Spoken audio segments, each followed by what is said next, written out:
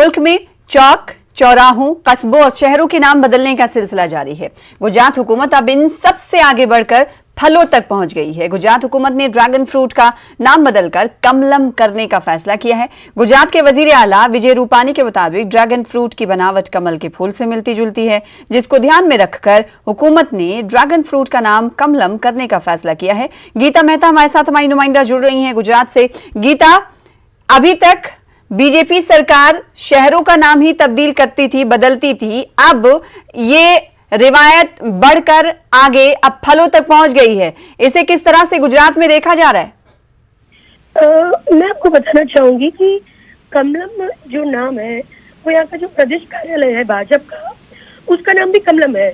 तो जब विजय रूपानी ने अनाउंस किया कि आज से ड्रैगन का नाम हम लोग कमलम रखेंगे, तो सभी पत्रकारों ने यही सवाल किया कि क्या अब प्रदेश कार्यालय के नाम से जाना जाएगा। तो उन्होंने स्पष्टता की कि नहीं, ये जो उनका जो दिखता है ड्रैगन फ्रूट वो कमल की तरह दिखता है, इसलिए हमने ये सोचा है। और दूसरी बात ये भी है कि कच्छ जो गुजरात का एक बड़ा एरिया है, वहाँ पे बहुत सारी फसल ये ड्रैगन फ्रूट की होती है। वहाँ के जो विकासशील खेडूत हैं, उन्होंने वहाँ के जो सांसद है विनोद चावड़ा, उनको लेखित में आवेदन पत्र दिया था, रजूआत की थी कि ड्रैगन जो विदेशी नाम है, चीनी नाम है, वो हम नहीं चाहते हैं और इसलिए इसका नाम कमलम रखा जाए।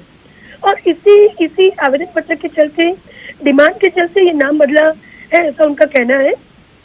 आगे और बता दूं कि इस नाम की पेटेंट की प्रक्रिया चालू है और मतलब एक कायदे के तौर पे भी शॉर्ट पीरियड में इसको कमलम नाम मिल जाएगा, परंतु अभी से इसको कमलम बुलाना शुरू कर दिया गया है। जी बेहद शुक्रिया गीता, हमारे साथ जुड़ने के लिए, अपडेट देने के लिए।